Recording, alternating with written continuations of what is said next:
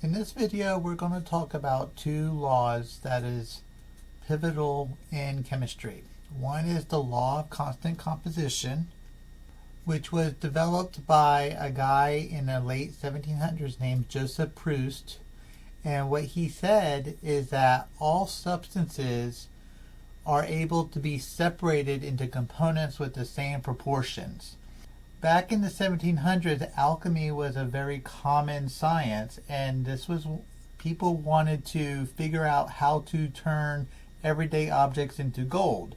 And so one way that people did this, or tried to do, I should say, is they wanted to figure out what makes up the different substances. And through lots and lots of experiments, Joseph Proust figured out that all substances, when you divided it up, if you had the same substance and you broke it into its components, that it would always have the same proportions or the same mass ratios. Now, another name that we give this law is called the law of definite proportions also. So these two terms are actually synonymous with each other. So sometimes you might see law of constant composition. Other times you will see law of definite proportions. And they're basically equivalent. It's all about that every compound or all elements combine in specific mass ratios to form compounds. Now let's do an example. Let's look at the compound carbon monoxide, so CO.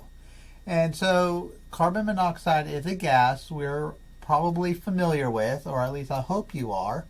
If you took a sample of carbon monoxide, and it doesn't matter where it is, you're going to get a certain percentage that is going to be carbon and a certain percentage that is oxygen. So let's say we had a sample that was 44 grams.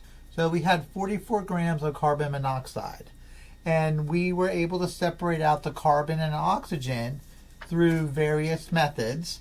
And when we did that, we found that we had 32 grams that was carbon let's say 32 grams was oxygen and 12 grams carbon.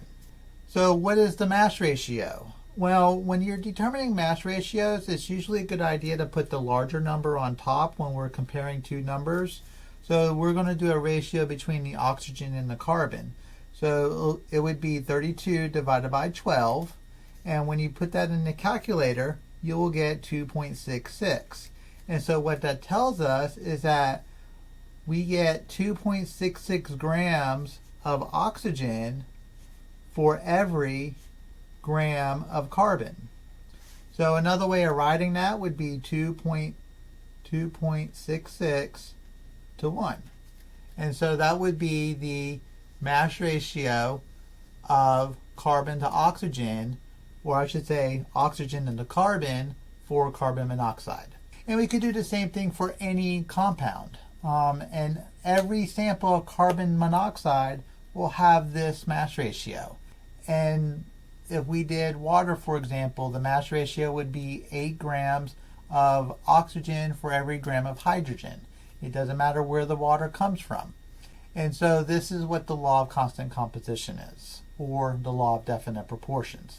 Now, another guy that we have talked about previously, who's named John Dalton, kind of took this idea and extended it a little bit further, and he came up with what we call the law of constant composition, or the law, which is an extension of law of constant composition, and he calls it the law of multiple proportions. So the law of multiple proportions is just an extension of Proust's law, or the law of constant composition, multiple proportions. And what he did was he said that the elements are in whole number ratios to make a compound. So that compounds basically are composed of whole numbers of these atoms or elements, and that they combine together to make the compound. So we don't have 2.66 oxygens and 1 carbon for the formula or for the carbon monoxide. Instead, it's 1 carbon and 1 oxygen being the formula for carbon monoxide. This right here, this 2.66 to 1, deals with the mass. Law of multiple proportions is dealing with the actual elements and the formulas of the compounds. So don't get those two mixed up. Multiple proportions, what John Dalton said, is that atoms combine in whole number ratios, and the law of definite proportions, or the law of constant composition from Proust, says that the mass ratio of the compounds are identical.